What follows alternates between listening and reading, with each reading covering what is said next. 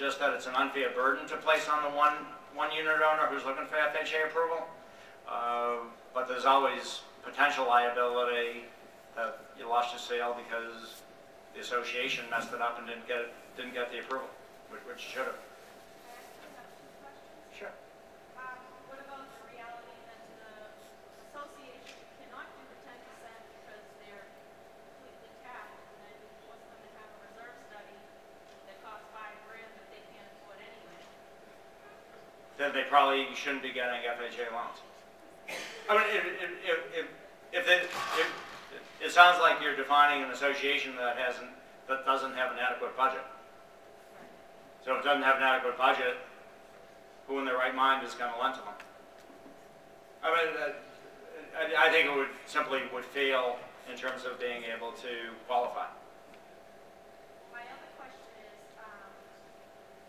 what about when an owner owns more than 2 or 3? Like I have an owner that owns 4 out of 35. That's more than 10%. You have a problem. Yeah. You have a problem. So what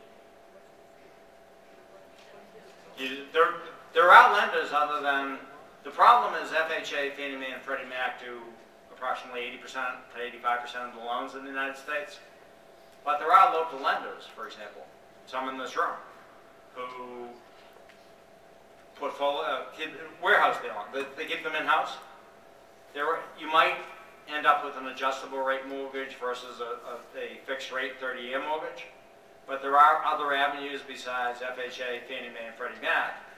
Now the downside, having said that, is the local lenders are pretty smart themselves, so they also want to see that the association is financially viable.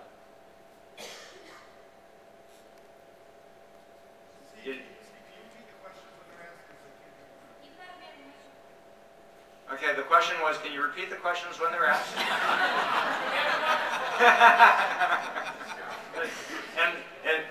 and the answer was, we have a microphone. Any more questions? Or did Richard scare everybody off?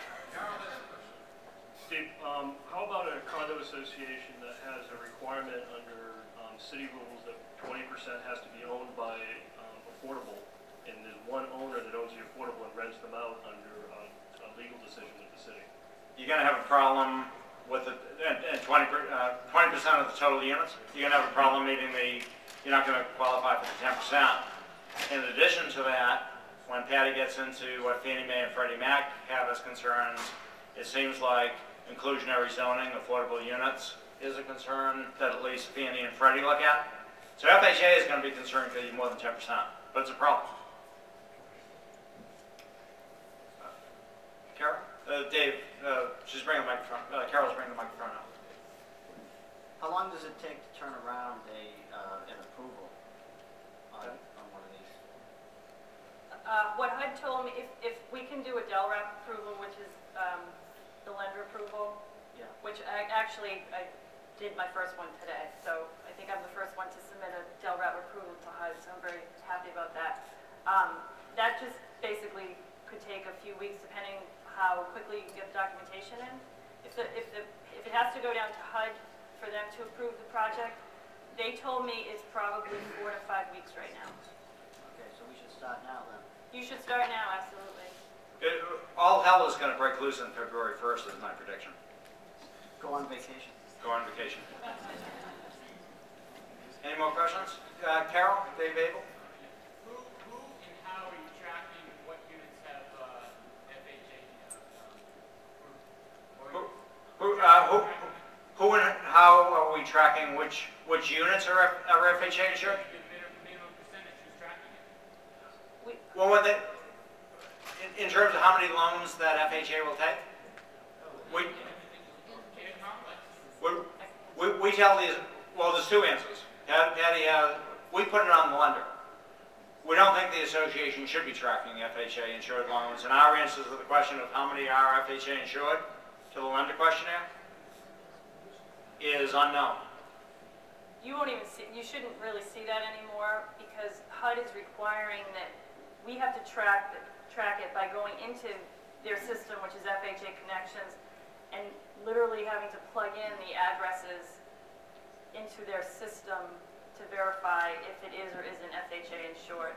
So we need to know exactly what the address is, what the unit number is, etc.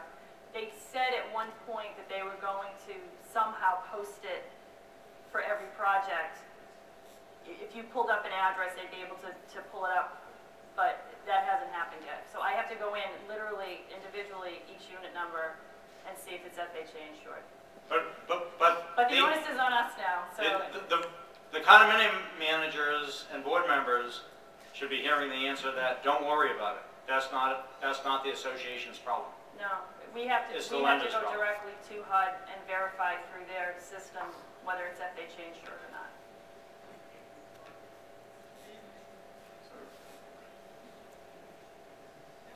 I have some questions regarding owner occupancy, because the FHA requires a 50% owner occupancy. Yes.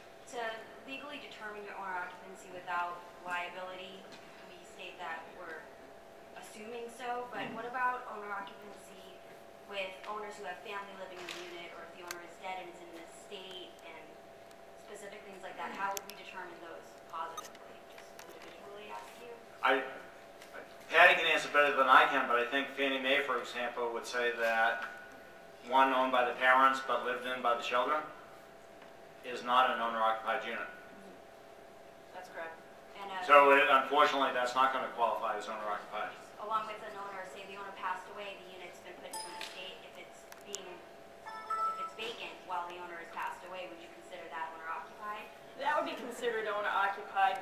Their biggest concern is how many units are really owned by investors who are renting these units out. Because as we know, it's a higher risk.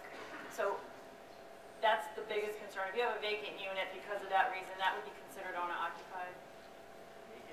And with regards to properties that have both residential and commercial units, would you consider commercial units included in that total owner occupancy percentage, or should you only count residential units? Well, of the residential units, how many are owner occupied? Okay, so you exclude commercial. You would exclude the commercial, but of course you want to make sure that your commercial units are less than 20, in this case, 25%. I think FHA will also exclude foreclosed units, but they want to decrease the denominator or whatever the number on the bottom is. That's right. Okay. And there's no exemptions that you would know of at all with regards to if you have a property with 20% square footage of commercial units, there's no FHA policies that you can, go to and give to the owner as a result, say, where we don't meet that requirement, you can ask for an exemption. Is there anything like that? Well, first of all, FHA is 25%. Okay. Fannie Mae and Freddie Mac are 20%. Okay. But there's no way of going There's around. really no. Well, you could apply to HUD for approval, a full project approval, and they potentially could approve the project even though maybe it's 26, 27% commercial. I'm not sure, a 30, 40% commercial building, they don't want anything to do with. But we haven't done enough of these approvals yet to really know what their tolerance is, but I think it's probably worth, if it's just over, trying to get the project approved by HUD. The worst thing they're going to say is no. I mean, if they could reject the project, but it's worth a shot if it's that close, I think. Now, this is just my gut feeling, and Patty can answer better, but it would seem to me that Fannie and Freddie are more likely to give a waiver than maybe FHA, no? Actually, at this point, they're being tough. They're being very tough on single entities owning more than 10% and commercial influence over 20%. They're backing off of that, for sure. They've got a lot in their portfolio, unfortunately.